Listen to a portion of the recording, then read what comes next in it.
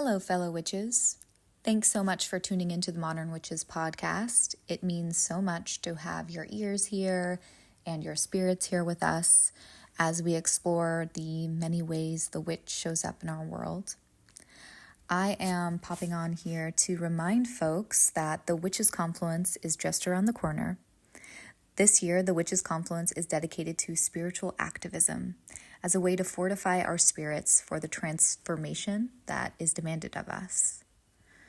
The Witches' Confluence is taking place both online and in person, with online workshops happening from October 27th through the 30th, plus featuring recordings from our in-person confluence that's taking place on November 2nd in San Francisco at the San Francisco County Fair Building in Golden Gate Park.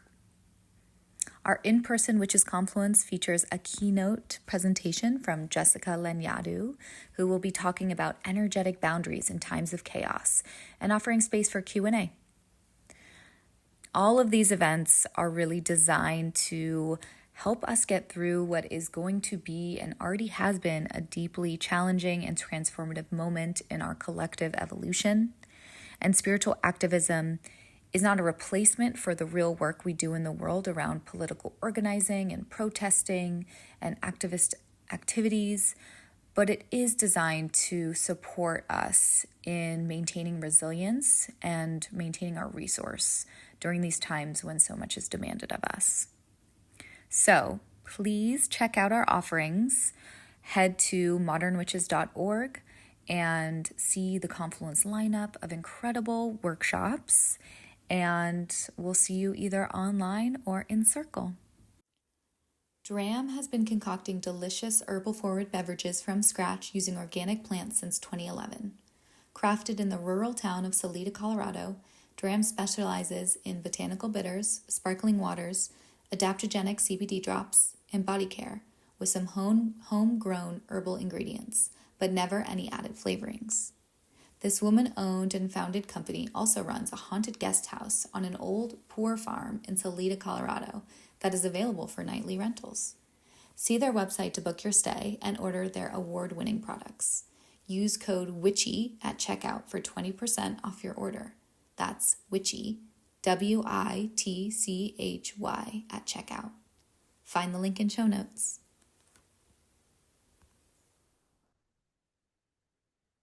Hello, listeners. I am very excited to be here today and to share this conversation with you all with Aurora Luna, aka Baby Reckless, who is one of our anthology contributors.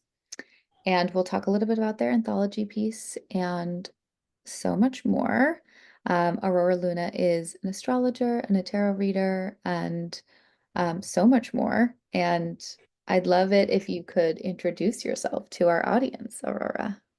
Hello, I'm Aurora Luna. You might know me as Baby Reckless through my art, my music, and just astrology magical postings. I am a creator. I've kind of been like embracing a title because I have all of my hands dipped in so many things. I create, and I have a really strong focus on like magic, the occult, gender, and just living deliciously and liberation. Mm, And just finding like the duality in life and experiencing, your incarnation. beautiful. Yeah, oh, there's there's a lot of power in claiming that creator role. And I think that's Yeah. like so powerful. I mean, there are ways that it's been maybe co-opted by like capitalism. And I feel like Instagram is like the creator or whatever. But I also think, Yeah. but being a creator fundamentally, and I see this so beautifully in your work that I see online, is just like the vision shining through. So, Thank you. Yeah, I think that's one of the things that I love about like my body of work. It doesn't matter what medium or just like what avenue I take it through, you can always kind of tell it that it's me. mm, And that's been something that I've only kind of grown to appreciate with age. Normally, when I was younger, I was very much like, I have to fit in this box. I'm this one thing, but it's like, but I want to do everything. yeah, yeah. And like I think as magical folks, like the interdisciplinary avenues just become more clear the more deeper we go down our paths. Yeah. Um, but tell me, like, how did you sort of find yourself drawn to occultism and magic? Like, what was that? What did that look like for Wow. you in your early stages? So this is so funny. Like I grew up in a religious cult, very, very Christian, but not like, oh, it's like your neighbors down the street. It was very much like if you were not a part of this religion, like you can't talk to outside people. So it was very like Wow. insular. I did have more like as I especially as I got older, more exposure to just like the outside world and like being secular and that new ideas because I went to regular schools. But I was very just in that everything was just very God. But I knew through just being a child, I was very connected to nature in a way that was like questionable. Cause like I would sit outside and I'm like, I'm gonna go talk to a tree. And that was just not seen as like a good thing because it's like, oh, trees are God's creation. You don't worship the tree. And I'm like, no, but the tree, it just wants me to sit here. And like, so it was very that early. Um, and that was probably around like when you're 5, like kindergarten age. And then um, through like elementary and middle school was very, very chaotic just because of like events like 9/11 was really big for me. I ended up moving to Texas, which was a complete culture shock. Wow. Um, but like the sense of magic, I was very uh imaginative, but at like a very heightened level. So I was very open to interpretation. And one of the things was I would read the Bible as like mythology, as like a story. So I'm like, Mm. oh, this is that. And it's like, oh, I'm going to insert myself in this story. And very much like how you would insert yourself into a story like as a child. And I think because it had such a weighted emphasis in my life, that became kind of like the worldview or like the gloss. So I didn't really view things through like, oh, mythology until much later. But I felt this connection of like, there is something outside of myself that is bigger, that could potentially be guiding people. Some of this stuff doesn't feel right because it doesn't really make sense to me. But I'm interested in like the stories. And through that, being in high school was when I finally had the freedom to kind of explore not other religions, but just other ways of viewing the world. And like you're in lots of classes, like you'll take a history class and then you'll take an advanced art class.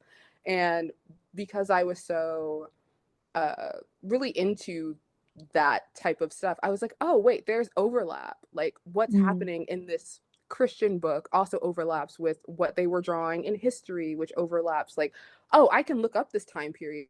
They were in Egypt.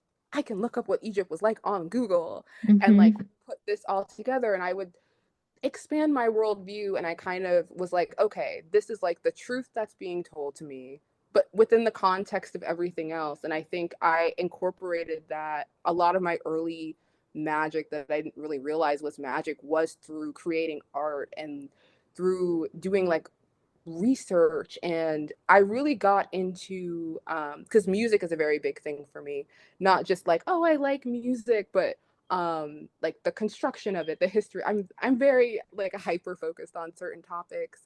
And I got really into when I started breaking out into, oh, this is like magic and stuff, and that was a little bit older, I saw the overlap of like, oh, ritual is performance.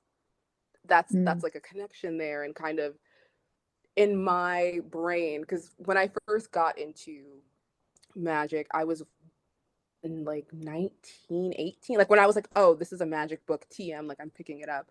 I was still a Mhm. teenager, so I think like 19.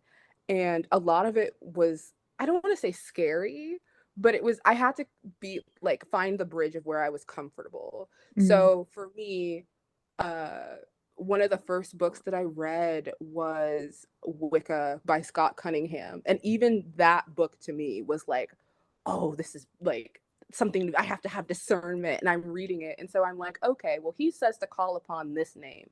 I don't know what that is. So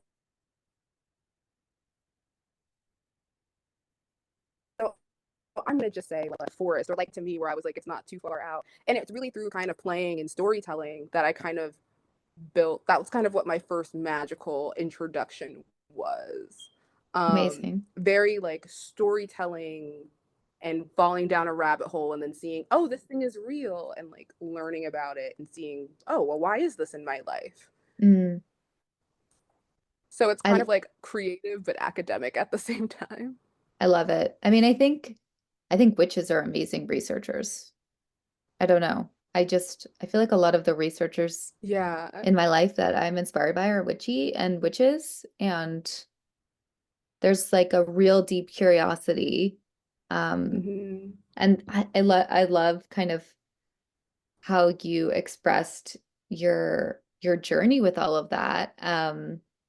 I love Scott Cunningham. I mean, Scott Cunningham was like one of my favorite books, like when I was a young witch as well. And Yeah. um, I think that skepticism that you named about like, oh, I don't know what he's wanting me to call on is really good and healthy and important, you It know? really is because like it's so weird because I wouldn't say like I'm old. I'm 31, but I feel like if you were into like I guess the occult in like the 90s, like that very big Mm, Scott Cunningham, Silver Raven Wolf, like all of that, and seeing like what we have now, it's such a big wealth and dump of information. And I don't think it's any, well, there are some newer ideas, but I don't think it's like, oh, these are new ideas and that's why there's a lot of discourse or like confusion. I just think we have so much of it. yeah. And I don't think that maybe this climate allows for that natural progression of like, oh, I found this one thing. Let me see how that leads to this next thing and this next thing. It's like, oh, I found this one. That's it. Like, I'm not going to dive deeper. I'm just going to buy a book on this topic. And then this is my only source. I'm not going to look at other sources or Right. look at the author's bibliography. Mm-hmm. Which is um, the where the gold lives, it in really my is where the opinion. gold Yeah. is. Yeah. And it's interesting that you grew up in this really religious environment. And I didn't know that, even though your piece for our anthology is entitled There's Something About Mary, which is all about working Mhm. with Mary. Um, Yeah. and I'd love it if you could share maybe a little bit about how you maybe navigate and have worked with reconciling or holding space for both like your religious upbringing and background and working with magic and the occult and all of that. Yeah. I reflect on this probably every single day because it's so funny. I was very like in that religion. I left a little, not like a little bit, but when I first like went out of it, it wasn't like I'm gonna go into the deep end and do the complete opposite of like, I don't know, Satanism or something like that. It was very much like I still kind of found my way slowly. I had a new age period. That's a whole nother Yeah. conversation. But I very much was like anti-Christian for a very, very long time. Mm, And it wasn't so much that I had issues with the belief. It was I was finding that the Christians that were available to me that I kept running into, no one wanted to talk about the religion. And for me, it's like if this is what you believe, you would want to talk about it. And talking about it doesn't necessarily mean trying to force another person to agree with you, because I'm like, even when Jesus was sitting under a tree talking, he wasn't just saying all of you are wrong and this is why. He was talking to them like children, which is why he said be meek like children. mhm. um and so I was very combative in that because I love to talk about religions, different religions and stuff, but it's just like if you don't know your own religion and you're taking this stance, like the debater in me will hop out and then it's like we're not having that fun conversation. Mhm. So I was very anti-Christian for a long time. Uh and again, when was still doing my magical practice and like doing witchcraft like officially, I wasn't doing a lot of like spirit work. I wasn't necessarily doing like I'm going to talk to the dead or I'm going to just call up on various spirits. It was very like these are the deities that showed up to me. I am staying here, very team no new friends. And it was around, I want to say like 2017, 2018 maybe, where Mary was everywhere. And it was it was at this point where I had worked magic and did magic in a way where I'm like, okay, this is real, this is worth, investing in, but it wasn't spooky. And I think the one thing about Catholicism is I feel like there's a reason why a lot of horror films focus on Catholicism over other branches of Christianity. And it's just because Catholicism is spooky, like objectively. And a lot of Catholics will talk about these miracles that kind of happen to them. And you're like, okay, cool, cool, cool. But I feel like with Catholicism, it was a very like real experience that people have been experiencing for a while. It's not kind of like, oh, Joe down the street or my preacher down the street said this and we're all going to agree that. So it was kind of alarming to me because I'm like, oh, Mary is around. That's a like I as a psychic, I'm picking this up. I don't know why you're here. I don't have a connection with you. But then she would do things in a way that was normal. Like a Catholic would be like, oh no, like that's Mary. And I'm over here like things are moving in my life in real time. I vented and said, Mary, if you're real, do this. And then it happened. No candle, no whatever, no talking to God, just saying, Mary, this is scary to me.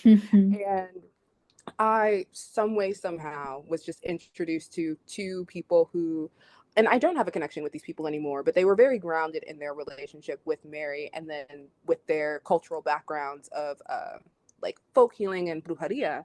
And I was like, oh, maybe that's why she's here. And Mm. so it was through kind of like being in community with them, like through like we've collaborated before, both of them do very merry things in their content and stuff.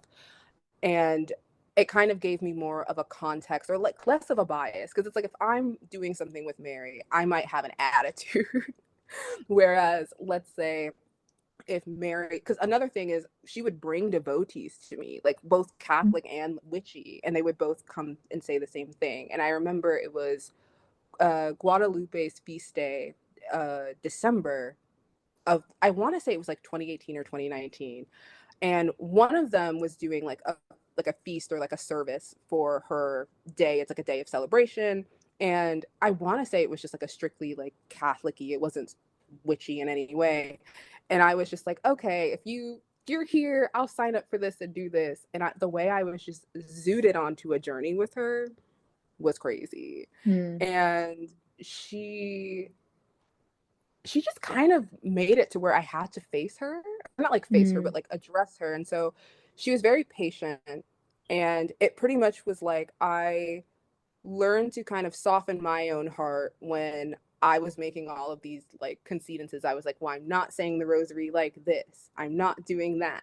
I'm not going to church. And my main thing that I always say is like, I'm not Christian or like, I am Mhm. not, a part of your son's fan club. And it was through like this patience of being like, okay, are you reacting to what people are, doing or like how people are telling us about us? Or are you actually forming this relationship? Are you listening or are you just like, oh my God, they're here and you're running around and we're just trying to like help you out? And it was a couple of years. So probably I did the feast day and then really up until COVID hit, it was just kind of me being very childish, which I think is funny because she's the mother Right. and she like I don't know. It's just so interesting because when I tell you I was tooth and nail fighting, I'm like, I'm a witch, I'm doing this. And she kind of just grounded or set a foundation, which is something that's very her because I was eventually going to start doing spirit work. And I think for me, uh having a foundation to approach it was what I needed with my background of being so indoctrinated with Christianity. And so Right. she was kind of like this bridge of like, you have to do this work. And we know if you try to be edgy about it, you're not going to like it. It's going to be spooky. So how can I like present it to you in a palatable way? And it was like through her that I started really actually working more with my ancestors and like just the dead in general. Like it kind of expanded my practice in a way that I knew I was going to have to face, but I Mm. was avoiding it because I'm like, that's spooky. That's not Yeah. for me. I'll be here with my blade and draw pentagrams in the air and, path work. That's what I want to do. I don't want to go to the cemetery or like all of that stuff. Hmm. So I guess to answer your question, that was kind of a really No, roundabout I way. love it. Yeah. But to answer your question, it was kind of for me because she came to me. She kind of just waited until I stopped having a tantrum like a child and then was like, let's get to work. Yeah. No, I mean, Yeah. I think I love that you shared all of that because I do think oftentimes when we are like confronted by spirits who Mhm. want us to engage with them, um, yeah, it's like a dynamic conversation and there's lots of like permission happening in like coded ways.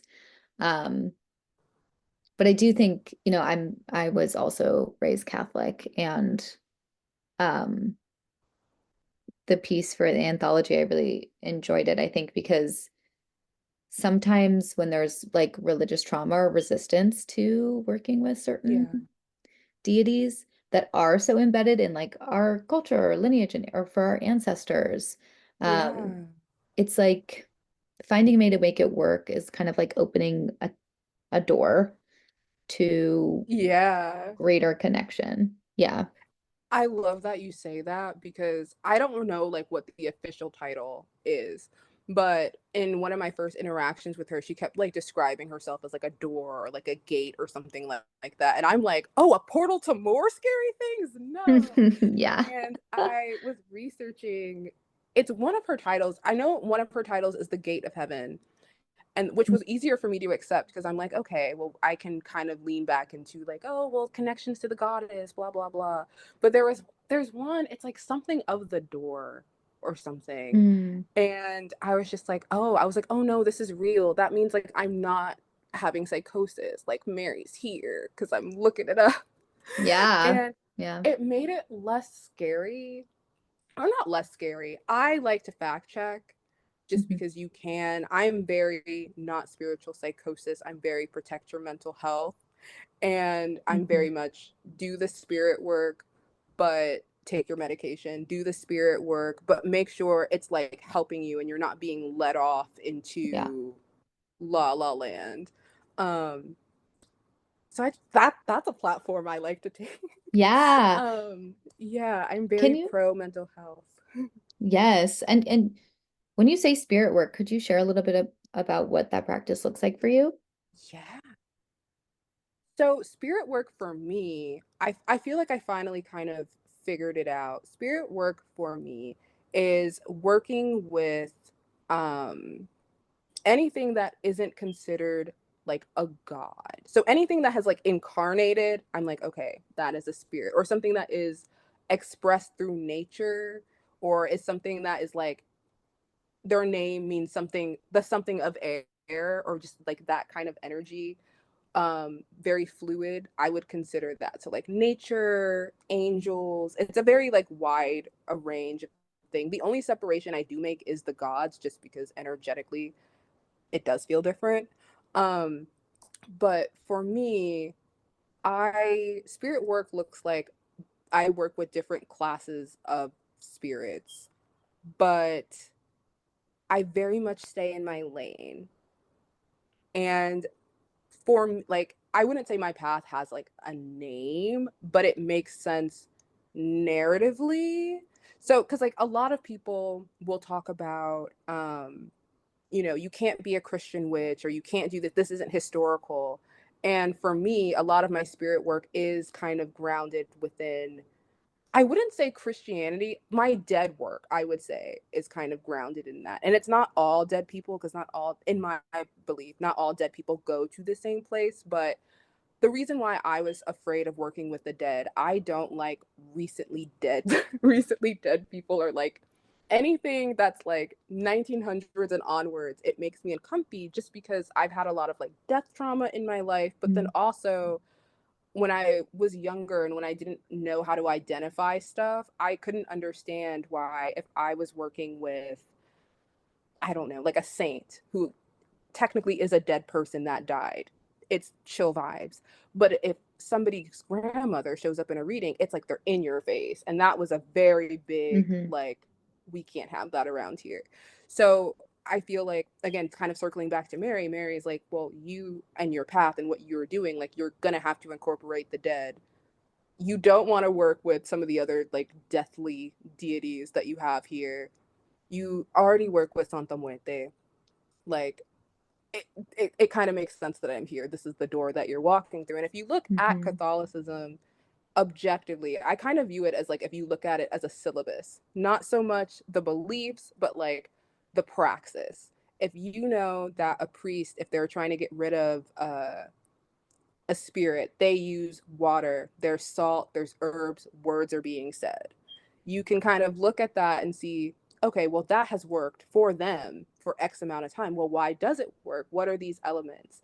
And if you're uncomfortable kind of doing it the way that they would do it, how can you rework that into something that works for you? So, like, maybe you're not calling on God, maybe you're calling upon your ancestor that is there for your protection, or like the saint that's in your thing. And like, I'm very much a make a formula, see if the formula works, and try it. And for me, Catholicism was a really easy way to do that. Catholicism also is kind of it connects a lot of dead people together, because when you Mm-hmm. think about like all of the ancestors or like people of the past and present, like, you're still being consecrated in like your not your communion, your confirmation, when you get married in the church, like it's more, I don't know, it seems like a system in Yeah. place already that has existed for a while. And when you think about colonization, because that's also very important, you think about colonization, a lot of that was forced on our ancestors. And so if you want to talk to them, you have to talk to them in the way that they might understand. They might not understand, I'm working with, Aphrodite. They might not know who Aphrodite is, especially if you're not, Greek or something like that. But they might know, like, oh, uh I'm trying to think of like a love Saint Anne, not saying that they are compared at all. That is just a random uh Yeah. thing, not thing, Example. correspondence. There we Yeah. go. Yeah. But I know Saint Anne. And so you're like, oh, okay. So then you might talk to that ancestor to be like, well, how do I work with Saint Anne to, get the love that I want, or like the nurturing or whatever. And that was something, again, like, I also had like I enjoy ceremonial magic. I definitely rewrite and I'm not very, I'm going to command you to do stuff and that type of, but again, like, if you look at that system as a syllabus, a lot of it is informed by, the Catholic Church, and it's informed by ancient magic. And I think ceremonial magic is the crossroads of what spirit work could be through something like Catholicism. I would also include like Orthodox Church and stuff, but I'm not as informed by that. I go to other people for a lot of Orthodox things. But working with that, ceremonial magic already has this air of Christianity, Catholicism over it. And then all the ancient fun stuff that you want to be into. So maybe you like ancient Egypt or Greece or something like that. It's kind of all mixed in on those things. So I kind of see it as like a braid of like mending, or like braiding the things that I am particularly drawn to, or the things that in this incarnation, like, that's what my path is, bridging that with the past and this like ancestor work, spirit work that I've inherited, and kind of coming together to make it a system that works for me. Yeah, that's really beautiful. I feel like the invitation of witchcraft feels so much about forging your own craft and your own path in that way. Um, Yeah. and I'm curious too, because I do think, yeah, I feel like where we are maybe as a collective, and particularly in the modern witches community, is like, how do we be more conscientious of those braids and like what we are pulling on, and what's involved in the work we're doing, Yeah. and taking a decolonial approach to these Yeah. magical practices. Um, yeah, and I mean, because I also think ceremonial magic is like such a powerful tool, but it's also been wielded by forces that have, Not so great. yeah. And it has that like hierarchical, patriarchal, Yeah. Catholic edge too. Yeah. I think, and this, again, it really could just be me and my neurodivergence, but and the one thing I don't want to bring politics into it, but I will bring up the coconut quote of like, you exist within the context of, I don't like that she was the one who said it, because I really do feel like if people removed her from this, no matter how you feel about her, and just look at the quote, it's the Yeah. quote that serves the purpose.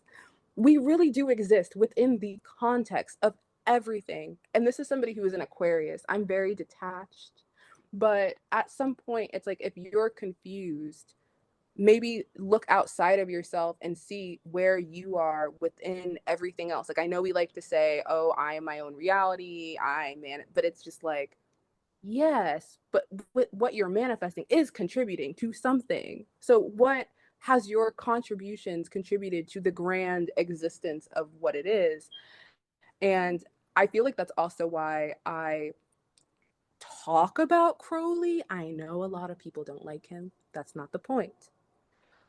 If you look at all of the magical content that came out after him, it draws from him. Hmm. And a lot of, I don't want to say a lot of modern authors, a lot of the authors that came immediately after him around like the 60s, 70s, and all of that, they were not very team cite your sources. Hmm. Um, so you might Definitely be not. reading, if you might be reading a book from that time, wondering why the book is telling you to like do something with a medicine wheel or something like that, when you could have just picked up book 4 or Magic in Theory and Practice, and you could have, one, understood like the process behind all of kind of this stuff that's going on. It's very like, this is the outline for the thing, you plug it in yourself, but you wouldn't be like, there's more explanation, if that makes sense. And again, I'm not saying take the man's word as law. I'm saying there's just more reference points where you're like, oh yeah, he stole this and this is where he stole it from. Oh, now I can go and look and see where he stole it from. Yes. And Yeah. I like having, like, if everything is a thread, I just like to see where that thread kind of stems from. And I think, I mean, it's such a good example. I've been talking about Crowley a lot recently, just interesting. But I do think like the decolonial approach to magic is following the thread. Like, I feel like it Yeah. is like understanding where this stuff comes from and also being able to do what you're describing so beautifully is like see the formula or like if magic is also kind of like a science, like Yeah. there's a way to experiment that will get you different results. And like there are formulas that we can use that have been tested um, that do work. Um, Yeah. like anyone who's done a simple like candle magic spell, that kind of thing. It's just Yeah. like, yeah, I don't know. I just think as I'm having more conversations about decolonizing magic and what that means or Yeah. witchcraft, it's like it really is just a lot of research. It is. And it's so funny because like I feel like a perfect example of this, because we talked about Crowley. I feel this is probably so controversial, and I know it's Mercury retrograde, so I'm trying to figure out how I want to form this. I feel like the next step or next progression of authors who have written a large amount of work that is problematic depending on who you ask, but also could possibly be a good resource on your journey, is Silver Ravenwolf. And here's why. I was, what's the word? For some reason, I was like, okay, Scott Cunningham, like, it's great. You know, we're learning about herbs and people have issues with him too. I'm not going Hmm. to get into it, whatever. But Yeah. people are really triggered by Silver Ravenwolf. And Yes, I would people always are. ask them, why? And they could never give me an answer. So I have read every single book by this woman up until 2023. If she has something else out, I don't know about it. But in each of her books, she reminds me of like these old school occult witchy teachers that you could find in the 90s, like very during when everything was charmed and all this, who Hmm. would present information to you in a very fluffy or like easy, digestible, maybe kind of even preachy way. But I feel like that's like a test to see if you, oftentimes the thing that you're looking for is in that very cheesy answer, but you have to have your own skills to be able to discern an answer from that very fluffy answer. And it hit me when I was reading. Damien Eccles has a book. I don't know which one it is, but he's talking about angels and he cites her as a source. And so I was like, oh, wait, I think I have this book. And I remember I was like flipping through it and I was just like, how did we go from point A to point B? But then when I actually sat there and I was like, oh no, she's giving you recipes. Like she gives you a lot of stuff out of context. But if you either come in with it knowing information, I feel like it can take a lot of the hierarchical stuff and make it very, very simple. Like, let's say you don't want to do an evocation on Sunday. She will set you up with how to ask an archangel something with popsicle sticks, a candle, and a piece of candy. And it's there. I Hmm. also feel like she's very preachy because you really can mess yourself up with a lot of the stuff in there because she I don't know like what her specific background is. I know she's trained and done like a lot of stuff, but she talks about ceremonial magic in those books. Same thing as like she talks about Golden Dawn and she like lists the stuff in there. She might change words and be like, well, this is how the Golden Dawn did it, but that's patriarchal. So instead of doing the LBRP this way, here's a line about the goddess at the end. But it's like Hmm. you still got the formula, and if you want to see where that original thing is, it's cited in the back of the book. Yeah. And so I'm just like, yes, you can have issues with silver, but if you're asking me and I don't have the time to explain to you the foundations, maybe you should read the silver book that you already have at home. Like, Hmm. I appreciate people critiquing people, but it's like, why do you want to critique it? Like, maybe go through and read that book and write out like everything that you find wrong. And then how would you correct it?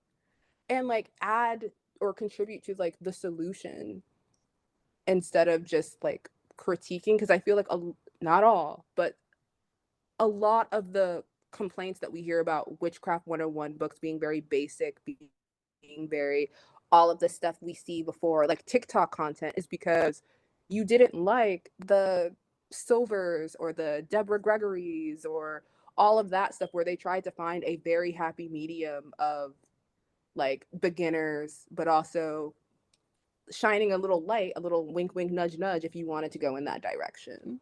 Totally. Yeah.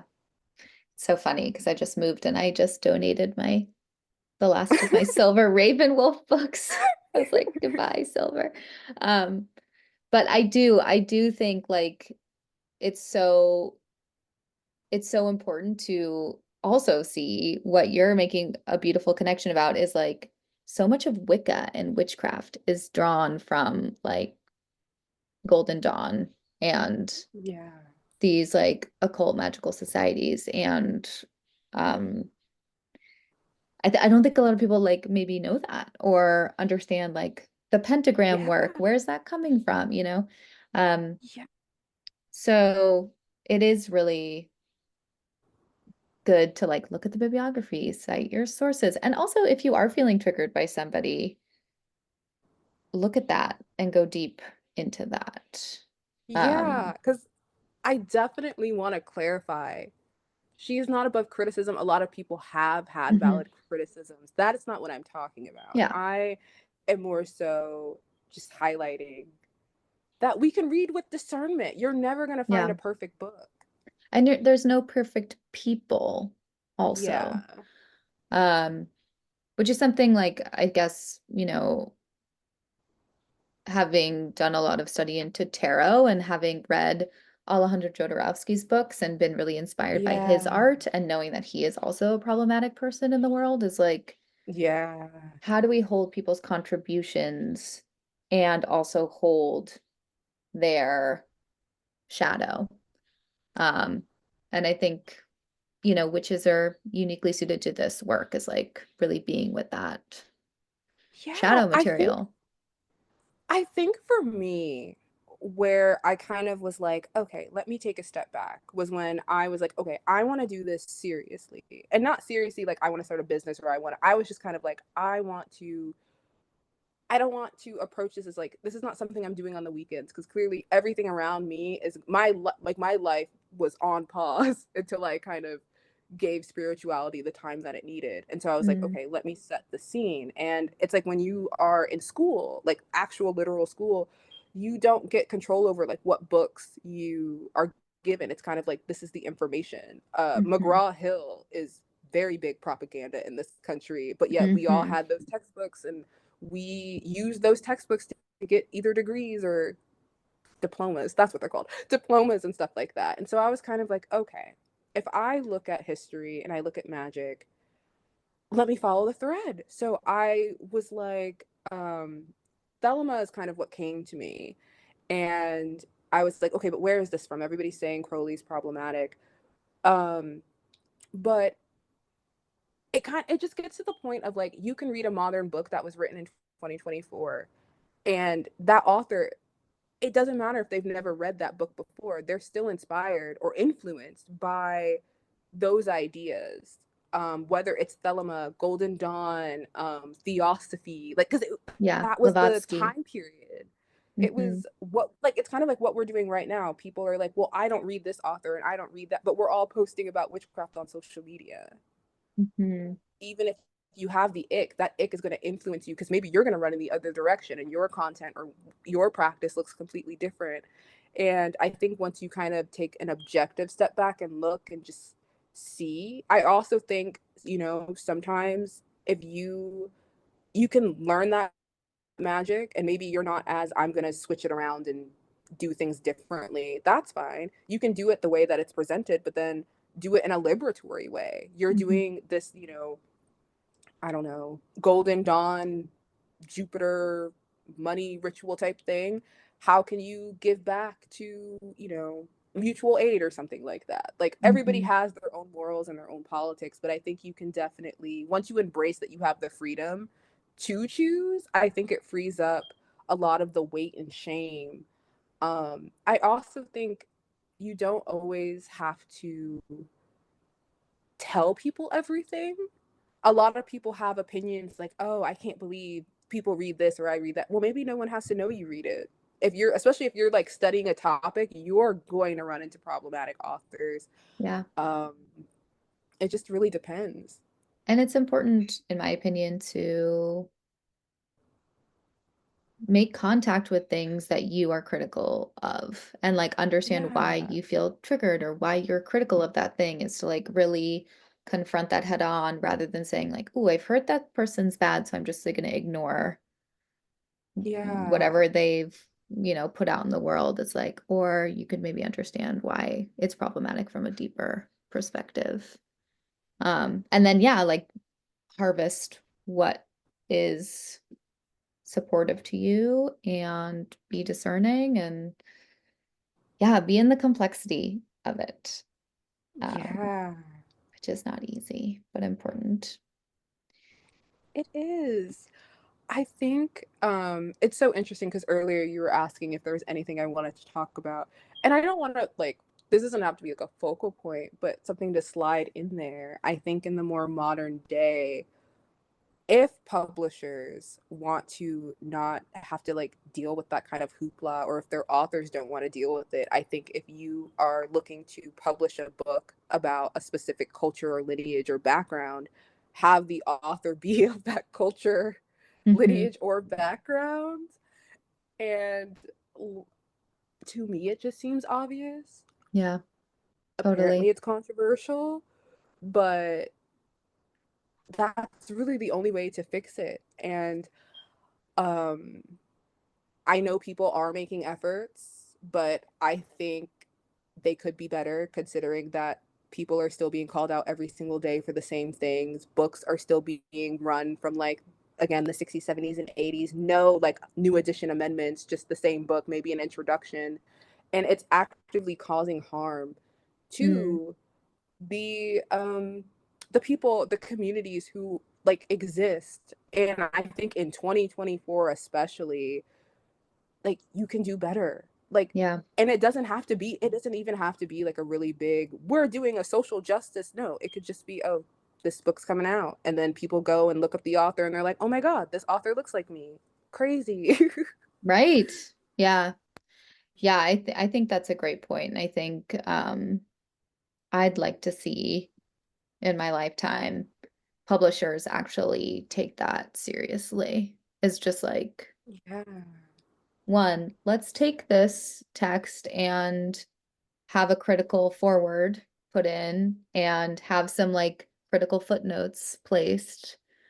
Or, yeah, let's not publish another book about hoodoo written by a white man or whatever it is.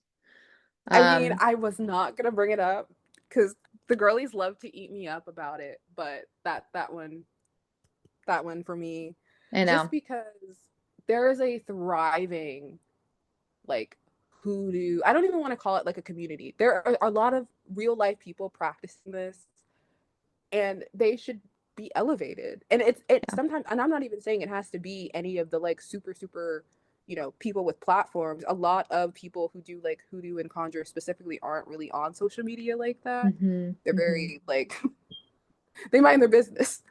Yeah. But I don't know. I feel like an effort at least could be made more. A lot of the books that have been written about that topic are written by the same groups of people. There is a person who has built a whole industry kind of off of it through, having their books, correspondence course, products, that whole thing. And they've been called out on it a lot of times. And it's just like, well, someone told me that I could do it. And so I'm going to. And then you have the split of like, what is kind of this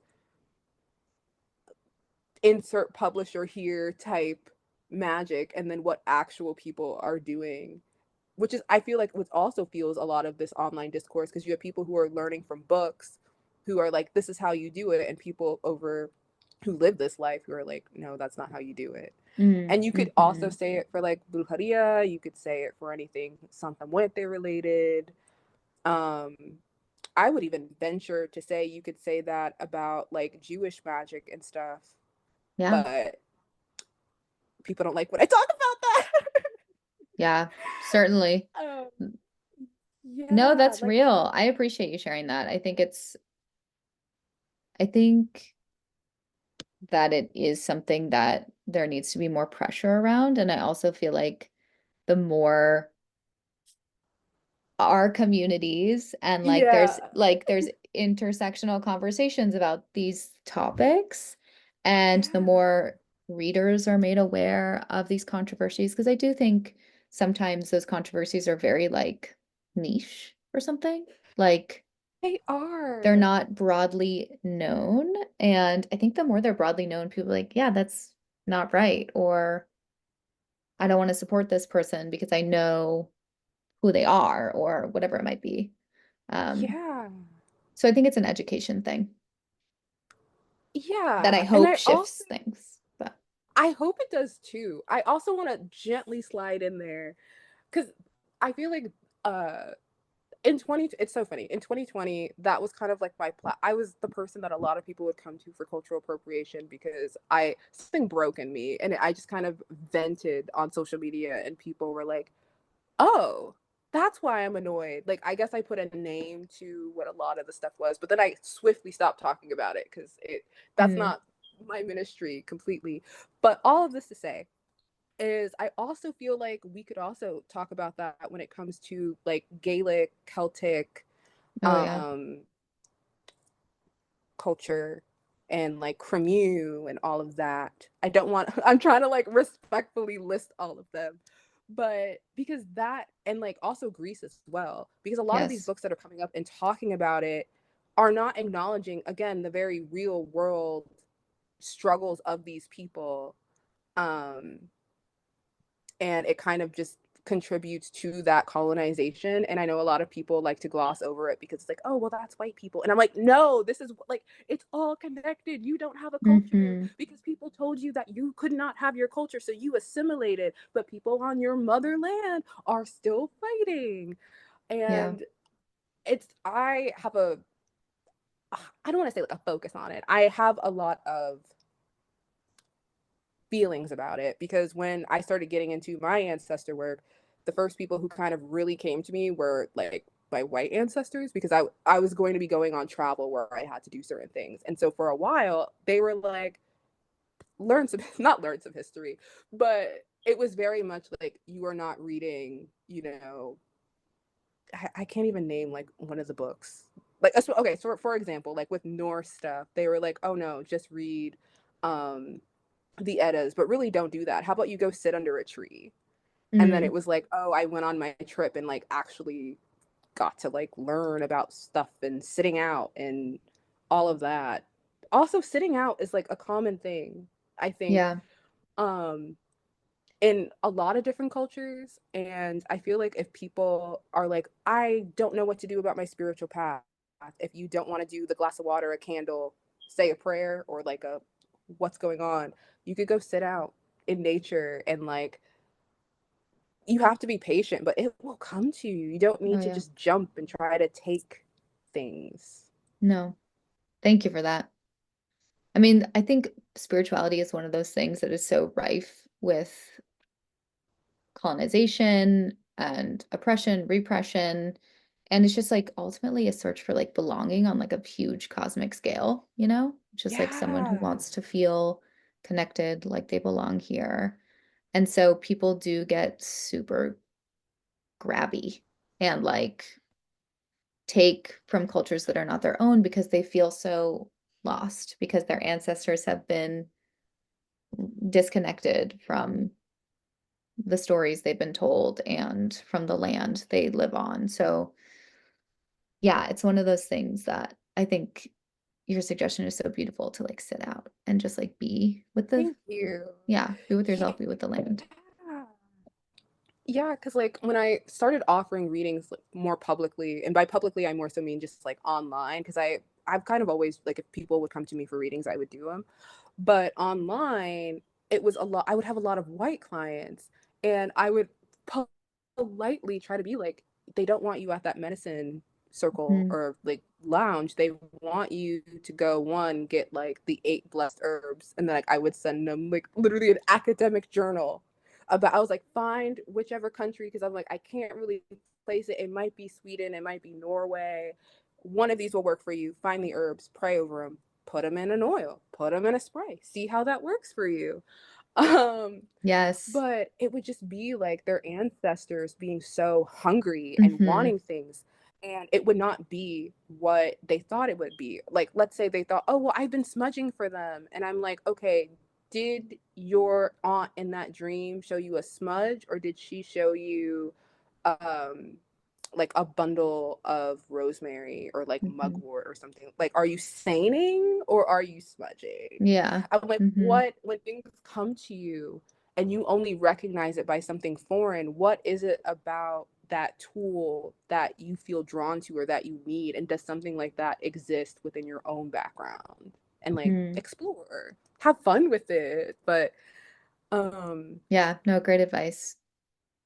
yeah. I'd love to circle back to something you had mentioned at the beginning of our chat, which was um, being pro mental health, which I think Mm-hmm. is excellent.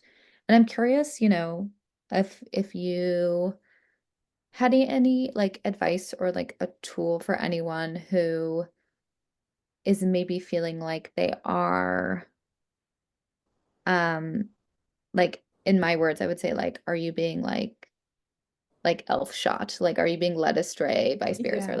or like, are you letting yourself get like tangled or ungrounded or not tending to your mental health? Like, what's a tool maybe you would offer someone to like, I love this. I feel like I want to do this in 2 parts because the first part is really important to set up the second part. The first part is if you're feeling this way and you're only feeling this way because maybe you got a reading or you are all of a sudden getting into like tarot and astrology and you're like taking in all these outside perspectives and maybe you're really into pick a cards and so maybe you're making decisions off these pick a cards or maybe you have one and it really resonates with you and you're like okay this is real and then you start like looking for that in real life. I think that's something to be aware of and to really have discernment on where you're getting your information from and like who you're following. um like what are their ethics, what are their like what is their style. Maybe like some people they're a little bit more fear mongery than others, some people are a little bit more Mm-hmm. lighter than others, and really be discerning on that, not just because like, oh, if they are fear mongery they're bad. It might just be they're bad for your mental health. Like maybe you don't Yeah. need that kind of content delivered to you in that way. If you're not doing that and there's no like you're not getting readings, you're not, it's just kind of you, I would the what works for me honestly is when I take a shower, and depending on like how I'm feeling, it could be there's always like an element of salt because salt to me is cleansing, but something however in your practice where you're intentionally like cleansing yourself. You're being like, right now I'm a human, I'm just a human in my little vessel. That's all that I want to do. I'm going to wash off any excess energy. um I also really love black tourmaline, because black tourmaline, which again, I'm somebody who always has to have real life crazy experiences about it. But for me, just or like any black stone that you're kind of attracted to, um, it's really grounding, and it also like absorbs, like it could absorb whatever that stuff is. And it also, even no spiritual stuff around, sometimes you might just need to like fidget with something. A lot of people say that they can't meditate. Can you sit and like fidget and just kind of like calm your body and learn, or not learn, but like what does your voice sound like? Is Mm-hmm. whatever you're hearing or whatever is causing that anxiety, does it sound like something you would say? If not, is it just like your anxiety?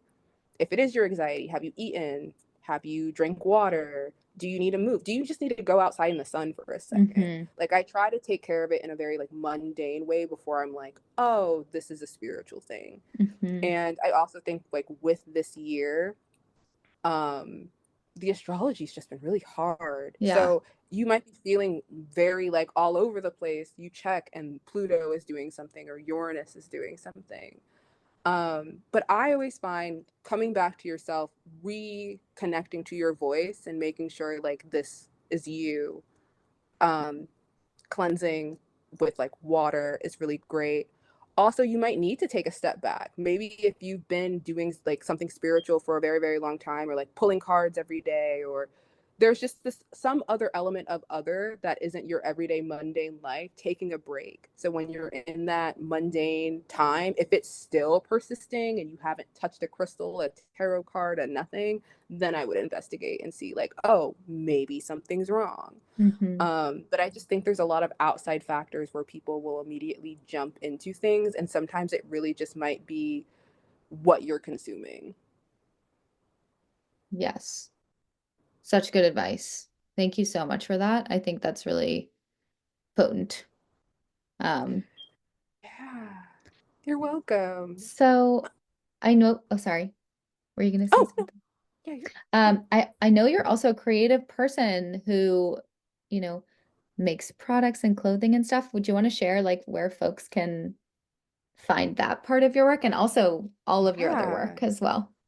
yeah. I So just wanted to shout that out. all of my work can be found on I post a lot on Instagram, so instagram.com/baby reckless. It's baby underscore reckless with three s's. But my website, everywhere that I am is on my website, and that's just babyreckless.com. You can buy readings, you can buy, I think I still have merch on there, there's prints, any like products, anything that I sell will be on my website.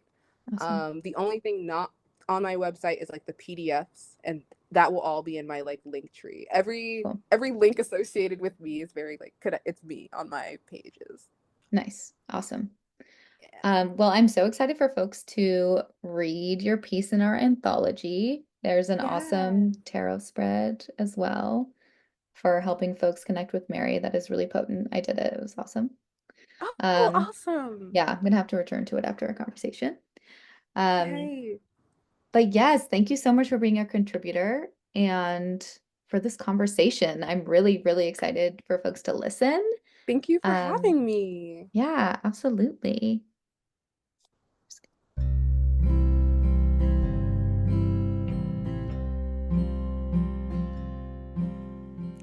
Thank you for tuning in to the Modern Witches podcast. We hope you've been inspired to cultivate your own magic and to craft your own spiritual practices. Let us know what sparked your curiosity by leaving us a comment on this episode or leave us a review. And don't forget to subscribe to the show so that you never miss an episode. Your feedback and engagement truly fills our cups. If you're looking for more ways to gather with your fellow witches, please support our work on Patreon. Learn more at modernwitches.org. Blessed be.